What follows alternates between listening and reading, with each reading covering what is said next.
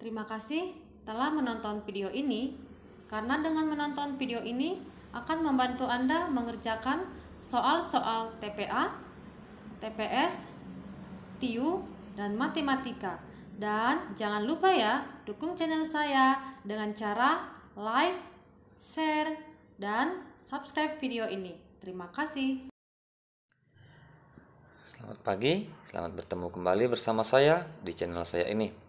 Kali ini kita akan membahas soal-soal TIU yang dalam bentuk soal cerita. Di mana dalam bentuk soal cerita ini kita akan membahas mengenai kecepatan, perbandingan, ya. Kemudian kita akan membahas soal-soal umur dalam bentuk persamaan dan pertidaksamaan. Bagaimana cara-cara mengerjakannya, trik-trik cepatnya. Yuk silahkan kita perhatikan dan jawab bersama. Saya akan mulai dari nomor yang pertama ini. Artinya dalam konsep soal mengerjakan soal cerita, kita harus bisa membentuk dalam bentuk persamaan. Dan setelah kita bisa bentuk dalam soal persamaan, kita akan mencari cara-cara cepatnya. Langsung aja kita mulai.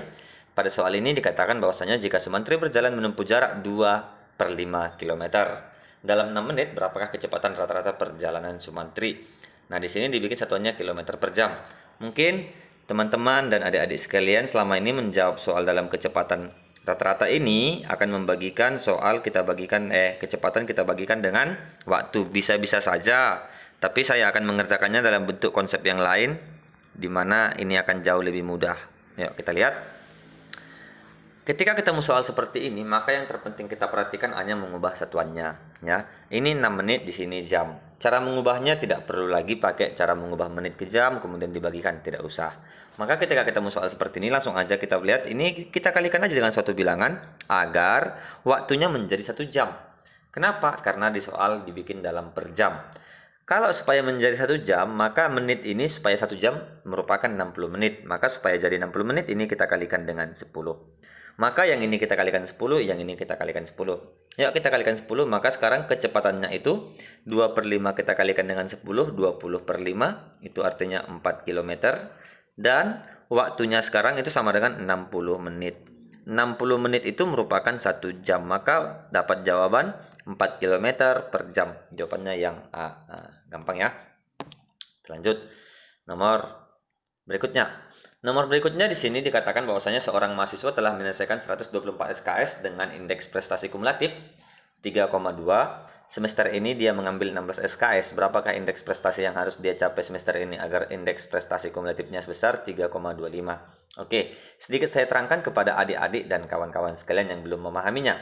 Ketika dikatakan seperti ini, artinya bahwasanya indeks prestasi kumulatif itu merupakan kumpulan dari nilai-nilai yang kita peroleh, kita bagikan dengan jumlah SKS yang kita telah selesaikan.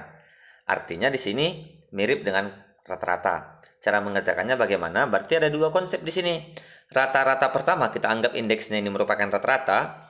Rata-rata pertama itu merupakan 3,20, di mana rata-rata ini diperoleh dari jumlah SKS-nya. Jumlah SKS saya anggap N. Jumlah SKS yang diselesaikan itu 124. Kemudian katanya kita mau memperoleh rata-rata sebesar 3,25. Nah, ini ya. Kita mau memperoleh rata-rata 3,25 dengan catatan tambahan SKS 16. Yang ini ya. Tambahan SKS 16. Berarti kalau SKS-nya ditambahkan 16, maka sekarang total SKS-nya ada 140. Dari mana? Tambahkan aja kemari. Untuk mencari soal seperti ini gampang sekali. Ini tinggal dikalikan, ini dikalikan, dikurangkan aja nanti. Ini kita anggap yang total pertama. Total pertamanya berapa? Kita kalikan aja. 3,20 kita kalikan dengan 124. Nanti silakan kawan-kawan dan adik-adik sekalian kalikan. Ini hasilnya 396,8. Total keduanya ini sama dengan, kita kalikan lagi, maka ini diperoleh hasilnya 455.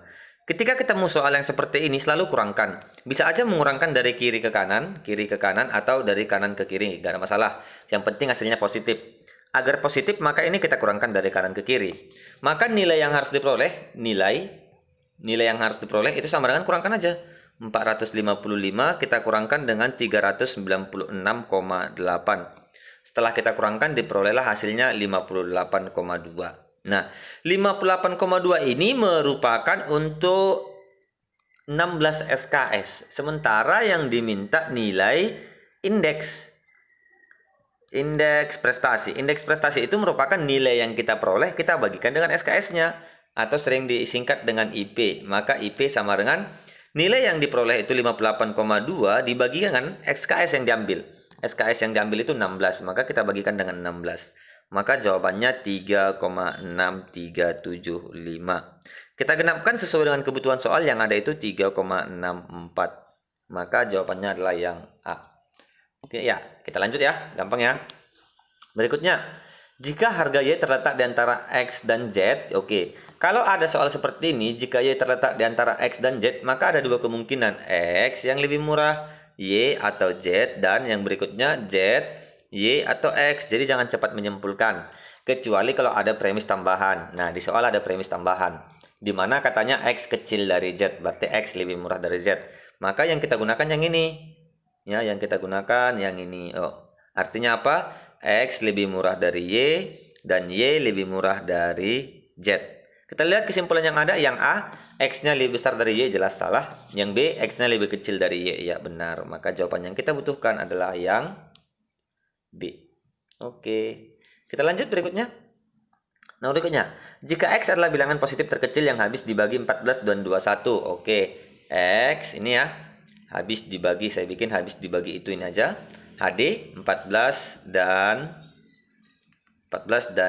21, dan Y adalah bilangan positif yang habis dibagi 14 dan 28. Oke. Maka nah, X adalah, kalau ada ketemu bilangan habis dibagi dan bilangan itu merupakan terkecil, itu sama aja dengan KPK. Artinya X itu KPK dari 14 dan 21. Ini aja simpel ya. Dan kemudian kalau kita kerjakan KPK-nya berapa? Nah, cara mencari KPK mungkin di SD juga sudah pernah kita pelajari. Tapi cara simpelnya seperti ini. Carilah bilangan kelipatan yang terbesar. Yang terbesar di sini kan 14 dengan 21 kan 21. Nah, bagikan aja. Apakah 21 bisa dibagi 14? Tidak bisa. Lakukan kelipatan. Kelipatan 21 merupakan 42. Tambah-tambah 21. 21 tambah 21, 42. Apakah 42 bisa kita bagi dengan 14? Bisa. Jawabannya 3. Maka jelas KPK-nya ini merupakan 42. Nah, ini cara simpel untuk mencari KPK. Kemudian sekarang Y. Y sama dengan KPK dari 14 dan 28. 14 dan 28. Kita lihat di sini angka yang besar itu yang 28. Langsung aja bagikan. Apakah 28 bisa dibagi 14? Ya, bisa. Jawabannya 2. Maka langsung aja bahwasanya KPK-nya merupakan 28. Dari kesimpulan di sini jelas bahwasanya X sama dengan 42, Y sama dengan 28. Maka X besar Y. Jawabannya yang A. Lagi-lagi yang A. Nomor 8. Nomor berikutnya. Sebuah keluarga memiliki 5 orang anak, salah satu berumur X tahun dan ada anak yang berumur 2 tahun. 3 lainnya berumur X tambah 2, X tambah 4, 2X kurang 3. Jika rata-rata hitung umur mereka 16 tahun, berapakah umur anak tertua? Oke. Dimana untuk mencari rata-rata, adik-adik dan kawan sekalian, itu merupakan jumlah data ini kita bagi dengan banyak data ya. Ini soalnya. Oke. Banyak data kita sudah dikasih tahu di soal, banyak datanya 5. Jumlahnya berapa? Yuk kita jumlahkan ya. Katanya rata-ratanya 16, berarti 16 sama dengan jumlahnya. Jumlahkan semua datanya. Data yang pertama katanya X tahun. Kemudian anak yang berikutnya 2 tahun tambah 2. 3 anak lainnya berumur X tambah 2, ini ada ya. Nah, ini dia, X tambah 2 berarti tambah X tambah 2, kemudian tambah X tambah 4, kemudian tambah 2X kurang 3, tambah 2X kurang 3. Ini kita bagi dengan banyak data. Banyak datanya berapa? 5. Ini kita kalikan operasi kali silang. Ini kita kalikan kemari, maka jawabannya jadi 80. 80 sama dengan ya. X-nya ada berapa? Kita hitung X 1, 2, 3, tambah 2X, 5. Berarti 5X. Kita hitung lagi sekarang. Satuannya berapa? 2 tambah 4 itu 8 kurang 3, 5 tambah 5. Oke. 5-nya kita pindahkan ke kiri jadi 75 sama dengan 5X. Kemudian ini tinggal kita bagi 5 aja. Yuk kita bagi 5. 75 bagi 5 75 bagi 5 itu 15 sama dengan 5X bagi 5X. Maka jawabannya 15. Jawaban yang paling tepat 15 tahun. Yang tanya apa? Berapakah umur anak tertua? Oke, kita coba aja ke semua ke sini. X tambah 2 yang ini, yang pertama ya. X tambah 2 itu yang ini. X tambah 2 X tambah 2 itu berarti 15 tambah 2 17. 15 tambah 4 19. 2 kali 15 30 kurang 3 27. Maka jawabannya yang E. Oke. Berikutnya, sebuah truk berangkat menuju kota S pada pukul 8:10 dengan kecepatan 40 km per jam. Sebuah sedan menyusul dari tempat yang sama pada pukul 8:40 dengan kecepatan 60 km per jam. Jika rute keduanya sama dan tidak ada yang berhenti, maka pukul berapakah sedan menyalip truk? Oke ya. Kebetulan sini opsinya tidak ada. Oke, nanti nggak apa-apa, kita cari aja jawabannya ya. Dari soal ini jelas bahwasannya ini merupakan kecepatan menyusul ya, kecepatan menyusul V menyusul. Kalau ada kata konsep seperti ini artinya bahwasanya yang menyusul ini dua orang yang dari arah sama. Saya anggap ini arahnya dari A ke B. A ke B berarti ada orang pertama, ada orang kedua. Orang pertama berangkat duluan, orang kedua berangkat duluan. Anggap tujuan mereka sama-sama di B ya. Atau artinya si sedan akan menyalip truk atau orang pertama di lokasi B. Ketika menyalipnya di lokasi B, coba kita perhatikan, maka mau nggak mau orang pertama harus menempuh jarak dari A ke B. Ini jarak orang pertama, dan orang kedua juga harus menempuh jarak dari A ke B. Inilah orang kedua. Dengan kata lain dapat kita simpulkan bahwasanya soal seperti ini itu dapat kita bikin dalam konsep jarak orang pertama sama dengan jarak orang kedua. Di mana rumus jarak itu P1 kali T1 sama dengan P2 kali T2. Yang perlu kawan-kawan pelajari dan adik-adik kami sekalian untuk mempelajari soal seperti ini, di sini ada kata menyusul. Kalau ada kata menyusul, maka kita konsep dulu apa aja yang diketahui. P1 katanya di sini berapa P1? 40. Kemudian P2 di sini 60. Kemudian menyusul berarti ada selisih waktu. Orang pertama berangkat pukul 8.10, sementara orang kedua berangkat pukul 8.40. Terjadi selisih waktu. Selisih waktunya setengah jam, berarti delta P-nya setengah jam, 30 menit. 30 menit itu sama dengan setengah jam. Oke. Dimana ini kalau kita jabarkan, langsung aja saya jabarkan ya. Orang pertama pasti waktunya lebih lama. Dengan kata lain, konsep rumus mengerjakan seperti ini, langsung aja seperti ini. Delta T tambah dengan T2. Waktu orang kedua butuhkan sama dengan P2 kali T2. Oke, simpel ya. Hanya di sini aja berubahnya di T1-nya karena menyusul. Yuk kita lihat P1-nya tadi 40. Delta T-nya selisih waktu setengah jam tambah dengan T2. Kita mencari T2 sekarang sama dengan P2-nya 60 kali dengan T2. Supaya nggak ribet, nolnya kita matikan aja, nggak masalah. 4-nya kalikan ke dalam, 4 kali setengah 2 tambah dengan 4T2 sama dengan 6T2. T2-nya kita pindahkan ke ruas kanan ya. Pindahkan ke ruas kanan. 2 sama dengan 4 jadi negatif, berarti 2T2. Dengan kata lain, T2 sama dengan 1 jam. Apa tadi T2 itu? T2 merupakan waktu orang kedua. Yang artinya, dia menyusul 1 jam setelah waktu orang kedua. Waktu orang kedua 8.40. Maka menyusul, saya bikin, menyusul sama dengan di sini ya. 8.40 tambah dengan 1 jam. Maka jawabannya 9.40. Ya, kebetulan opsinya tidak ada tadi, tidak tertampil. Yang pasti jawabannya pukul 9.40. Oke, lanjut. Ya, ini berikutnya. Ini juga soalnya opsinya kok nggak nampak. Oh ya, ini ada opsinya. Ini nggak nampak juga opsinya. Nggak masalah ya. Untuk membentuk panitia sebuah acara ada 2 orang calon ketua, 3 orang calon sekretaris, dan 2 orang calon bendahara, serta tidak satu pun yang dicalonkan pada 2 jabatan yang berbeda. Jika panitia terdiri dari 1 orang ketua, 1 sekretaris, dan 1 bendahara, maka ada berapa cara susunan panitia tersebut dapat dibentuk? Oke. Nah, ketemu soal seperti ini caranya simpel aja. Namanya ini banyak cara atau peluang. Cara mengerjakannya adalah dengan metode perkalian. Artinya metode perkalian bagaimana? Kita mencari setiap kemungkinan yang terjadi dan mengalikannya. Kemungkinan yang terjadi dan mengalikannya. Yuk, kita lihat ya. Di sini berarti kita mau mencari ada 2 orang ketua ya. Ini saya bagi menjadi 3 kolom. Ini yang dapat dicalonkan menjadi ketua. Ini yang dapat dicalonkan menjadi sekretaris, ini yang dapat dicalonkan menjadi bendahara. Oke, kita lihat. Untuk membentuk panitia sebuah acara ada 2 orang calon ketua, 3 orang calon sekretaris, dan 2 orang calon bendahara, serta tidak satu pun yang dicalonkan pada 2 jabatan yang berbeda. Artinya apa? Calon ketua hanya bisa menduduki posisi ketua, sementara posisi ketua hanya bisa diduduki oleh 2 orang. Dan calon sekretaris juga demikian, hanya bisa diduduki oleh 3 orang, dan bendahara juga hanya bisa diduduki oleh 2 orang. Maka tinggal kalikan aja, simple. 2 kali 3 kali 2 itu sama dengan 12. Maka jawabannya ada 12 cara. Selesai. Oke. Ya. Saya tambahin sedikit soalnya, supaya makin paham soal untuk yang seperti ini, kawan-kawan serta adik-adik sekalian. Misalkan ada 6 orang yang akan diunjuk untuk menjadi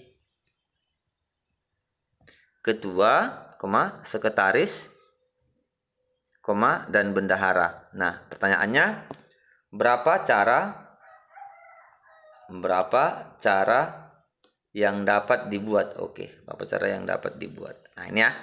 Saya singkat aja soalnya, kira-kira seperti inilah yang sering muncul soalnya. Ketika muncul soal seperti ini, maka cara mengerjakannya sama seperti yang tadi, pakai metode perkalian. Nah, menggunakan metode perkalian bagaimana? Berarti kita mencari setiap kemungkinan yang ada, kemudian kita kalikan. Yuk, kita lihat. Di sini saya bikin lagi 3 kotak. Ini ketua, ini sekretaris, dan ini bendahara. Sedikit berbeda dengan soal yang tadi ya, kawan-kawan adik-adik sekalian. Sini 6 orang yang akan diunjuk untuk menjadi ketua, sekretaris, dan bendahara. Berapa cara orang yang dapat dibuat? Oke, berapa cara yang dapat dibuat untuk menunjuk orang tersebut? Oke ya. Di sini ada 6 orang. Artinya apa? Perbedaan soal ini dengan soal sebelumnya, bahwasanya soal sebelumnya yang menjadi ketua tidak boleh menjadi sekretaris. Yang menjadi sekretaris tidak boleh menjadi bendahara, dan seterusnya. Sementara di soal ini tidak, ada 6 orang, dan setiap orang bisa jadi ketua, bisa jadi sekretaris, dan bisa jadi bendahara. Kita kerjakan dari yang ketua dulu. Karena ada 6 orang, maka ada berapakah kemungkinan yang bisa menjadi ketua? Karena ada 6 orang, N-nya sama dengan 6, maka yang mungkin menjadi ketua ada 6 orang. Kemudian, karena 1 sudah terpilih, maka orangnya tinggal 5. Yang mungkin menjadi sekretaris itu ada 5 orang. Karena dipilih sekretaris, maka orangnya tinggal 4. Yang mungkin jadi bendahara juga tinggal ada 4. Maka tinggal kita kalikan aja. Simple. Ya, perbedaannya sama yang tadi. Ini setiap orang bisa jadi ketua, sekretaris, dan bendahara. Kita kalikan, maka jawabannya 4 kali 5, 20. Kali 6, 120 cara. Oke. Nah, ini juga bisa dikerjakan pakai permutasi. Mana tahu ada yang mengerjakannya pakai permutasi juga tidak masalah. Tapi saya sering menggunakan pakai metode perkalian karena jauh lebih simpel.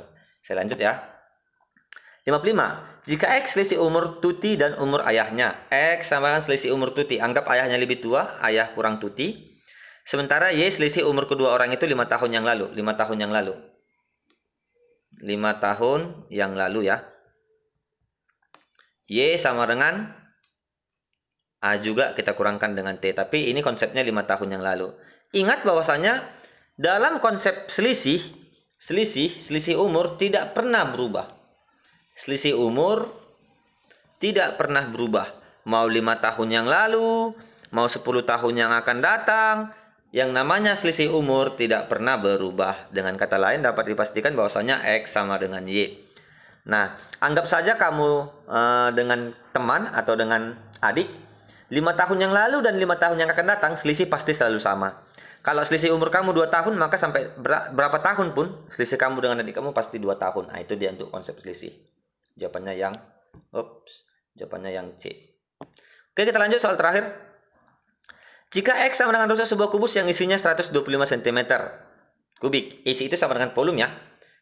X itu sama dengan volume. Oh, sorry, ini X sama dengan rusuk ya. Ini sorry. X sama dengan rusuk ya. Rusuk di mana volumenya sama dengan 125. Di mana untuk mencari volume itu sama dengan rusuk pangkat 3 atau di buku sering dibikin S pangkat 3 sama aja, maka jawabannya 5. Dengan kata lain X sama dengan 5. Kemudian Y sama dengan sisi miring segitiga siku-siku yang panjang kedua sisinya. Oke, berarti ada segitiga siku-siku di mana ini katanya Y, panjang kedua sisinya itu 3 cm dan 4 cm. Yuk, kita anggap ini 3, ini 4. Biasanya 3, 4 kawannya udah pasti 5 ya. Nah, untuk mencari ini bisa juga pakai Pitagoras, di mana Y kuadrat sama dengan ini dikuadratkan, yang ini dikuadratkan. Oke ya, 4 kuadrat tambah 3 kuadrat, ini 16 tambah dengan 9, maka Y-nya 20, Y kuadrat 25, Y-nya sama dengan 5. Dengan kata lain, X-nya 5, Y-nya 5, maka dapat dipastikan X sama dengan Y. Jawabannya itu adalah yang C. Oke. Demikian saya rasa soal-soal cerita yang bisa dapat saya sajikan kepada teman-teman dan adik-adik sekalian untuk menjawab soal-soal TIO. Mudah-mudahan yang saya sajikan ini berguna bagi adik-adik dan teman-teman sekalian. Sampai ketemu di video-video berikutnya. Terima kasih.